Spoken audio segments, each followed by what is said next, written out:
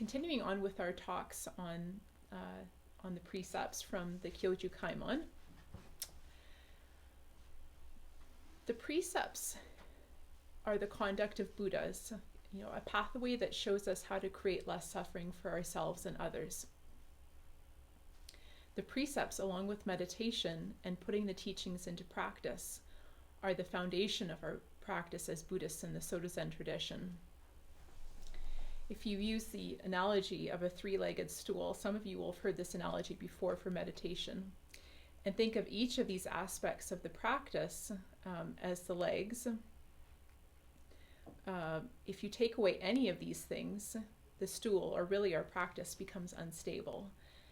To lay the foundation for a strong practice, we really have to take on board all three of these things. So meditation, precepts, putting the teachings into practice. As you probably already know, in the Soto Zen tradition, we have 16 precepts, the 3 refuges, the 3 pure precepts, and the 10 great precepts. And in this series and previous talks, we've already covered, the 3 refuges and the 3 pure precepts, along with some of the 10 great precepts.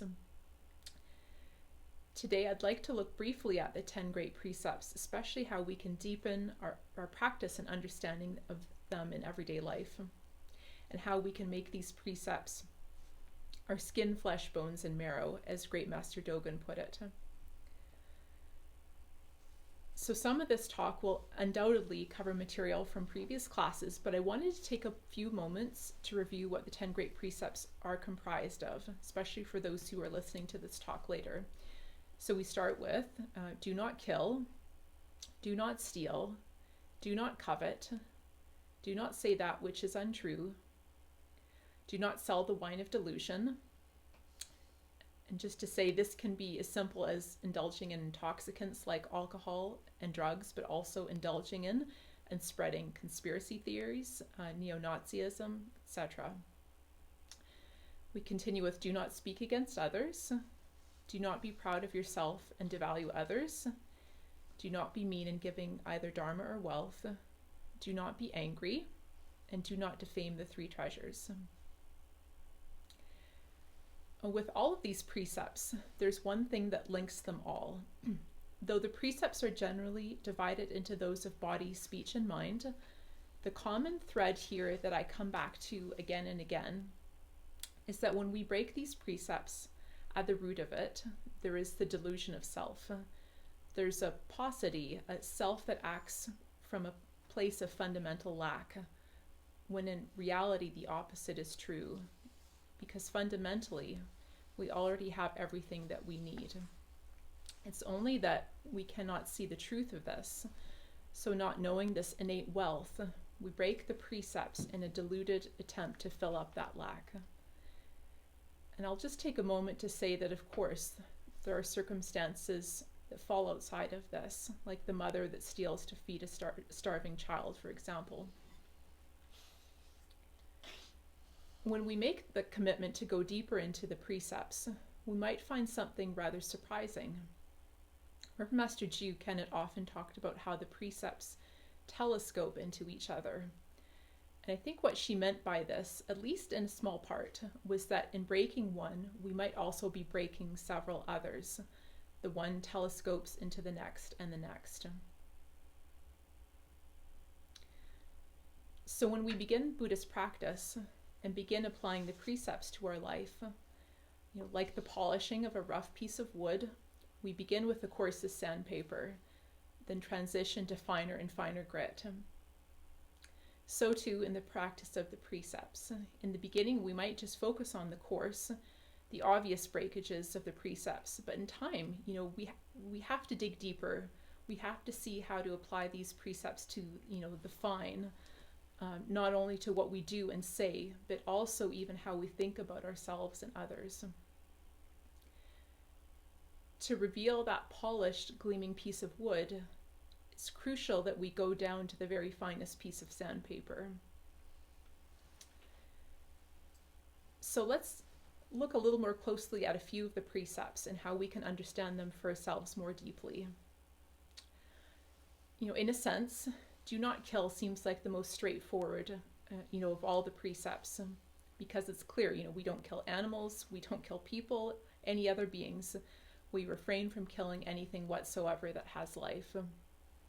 And for many of us, this might manifest as stopping ourselves from killing mosquitoes or spiders in the beginning, maybe even carefully removing them outside. As we go on in our practice, we might find that the precepts take on a new depth. What was once acceptable to us no longer seems appropriate or good to do. And while we may see this precept, do not kill, as an example of the precepts of body, it becomes more clear as we train that each precept can simultaneously be a precept of body, speech, and mind, and telescopes into many others.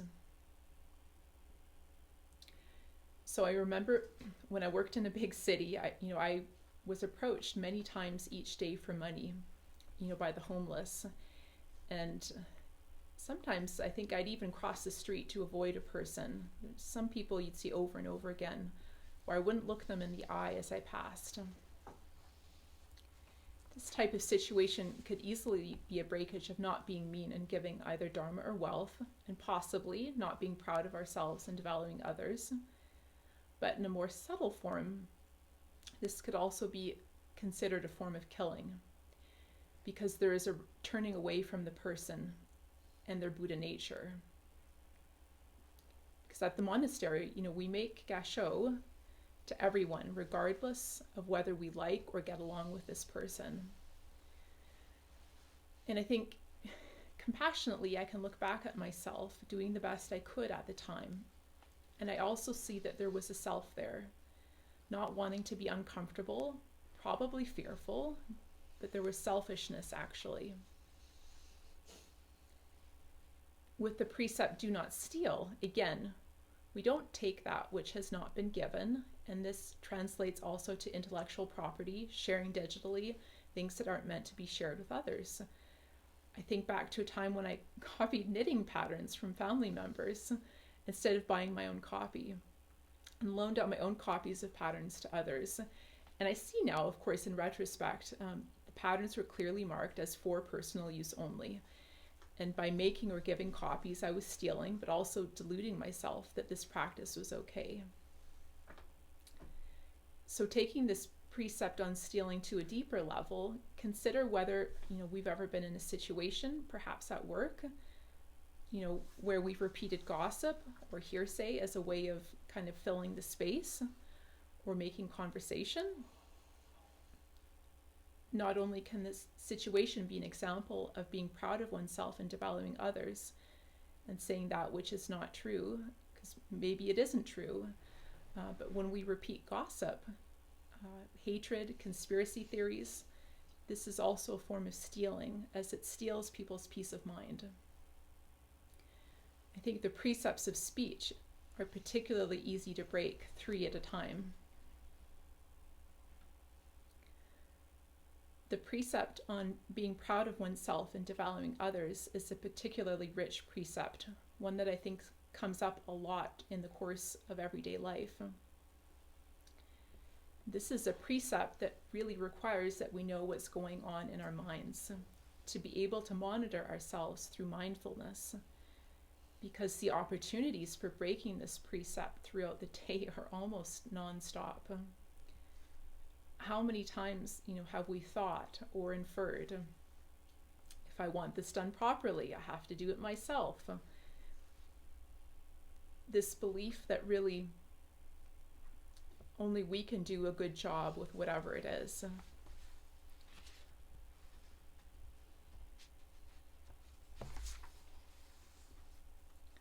So other examples, consider whether we've ever been looking at the news and we congratulate ourselves for getting a COVID vaccine and look down on those who still believe it's a hoax, or vice versa. An example of this, I went up to Wairika a few days ago and I saw so many people who weren't wearing a mask, and immediately this judgment arose in my mind. I thought, I can't believe so many people aren't wearing masks. And the comparison, started to arise between me wearing a mask and them.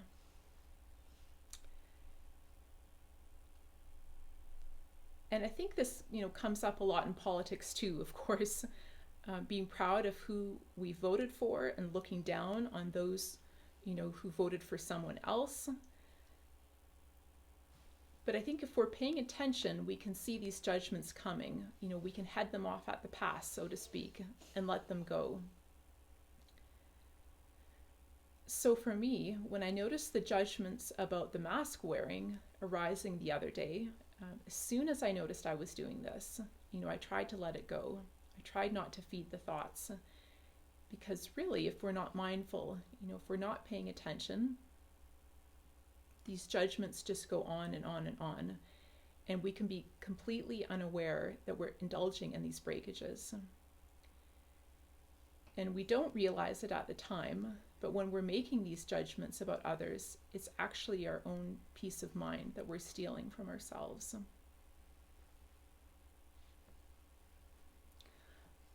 A subtle form of this precept comes up quite often in the monastery kitchen, I think for many people.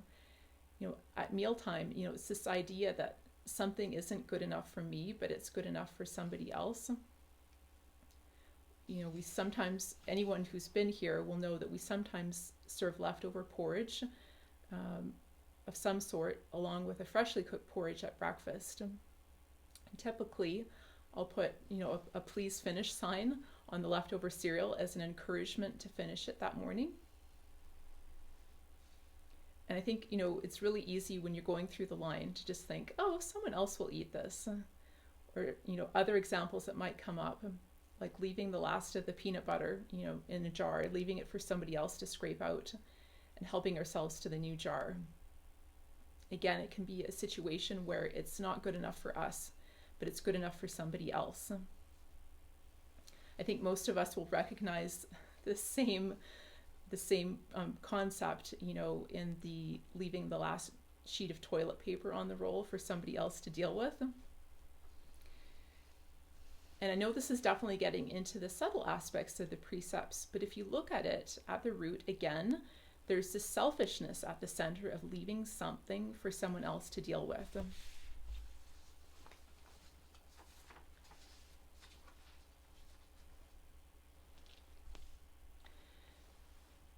So with each and every precept, there's an opportunity for us to understand it and apply it on a much deeper level. It's up to us, though, to first recognize that we are breaking the precepts in everyday life. I think it isn't enough to just think back upon the day, reflecting on what we could have done better. It's definitely good to reflect on the day and see what we need to do differently, and this can be an important piece. But we have to bring the precepts to everything that we do. We have to learn to refrain in the first place. The way that we learn to refrain is by making these precepts our skin, flesh, bones, and marrow, as Great Master Dogen wrote. So, how do we do this? How do the precepts become so much a part of us that we cannot separate them from our person? First, can we start with a frank assessment of ourselves and our vulnerabilities? Most of us will know at a glance which precepts we have the most difficulty with. For many people, the precept on not being angry is the most difficult to keep, while for others it might be selling the wine of delusion, or coveting, or being proud of oneself and devaluing others. I think that the way that we begin to convert these tendencies is by taking an honest look at ourselves, and also at the same time refraining from judging our shortcomings.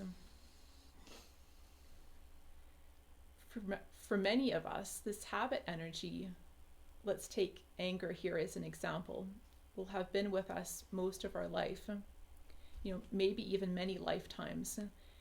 And if we're just starting to apply the precepts to take responsibility for this anger, is it fair to expect that we can convert it overnight or in just a short period of time? We call it training or practice for a reason, because it takes compassion, effort, and a lot of patience. Making the precepts our skin, flesh, bones, and marrow begins with taking just one precept to start and keeping it in mind as best we can throughout the day.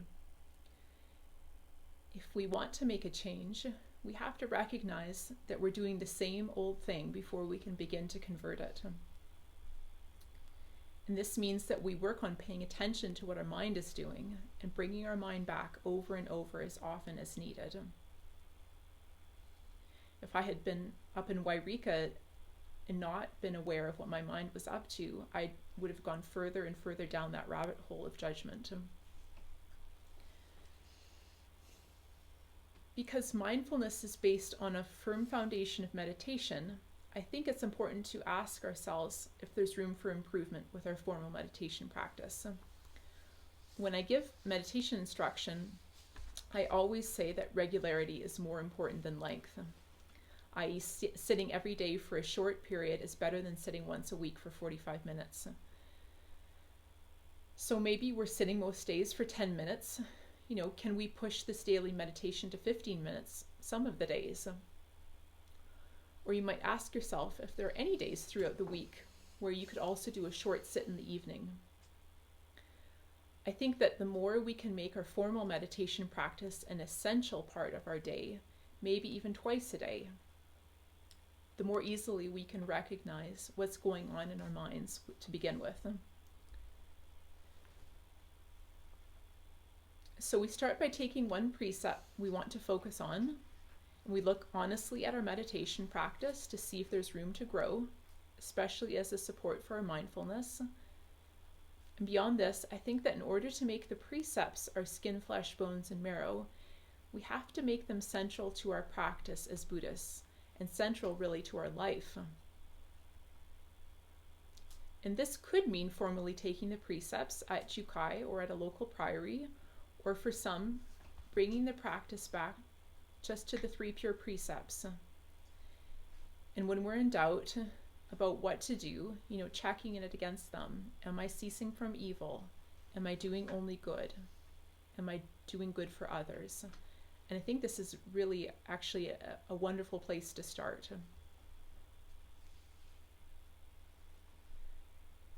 The precepts are a pathway to liberation, a key to unlocking true peace of heart. Naturally, we'll find our own way to deepening our practice and understanding of the precepts, but at the heart of it, there has to be a firm foundation and commitment to formal meditation in order to make them our skin, flesh, bones, and marrow. To be able to hear the still, small voice, the inner prompting that nudges us towards certain behaviors and away from others, requires stillness that can only come from meditation. As we go on in our practice, the precepts will continue to take on new meaning and will deepen and unfold. If the practice or the keeping of the precepts seems like a daunting prospect, remember one thing. Practicing with the precepts begins with examining just one precept and going on from there. From there, all we need to do is take the next step, and the next, and the next.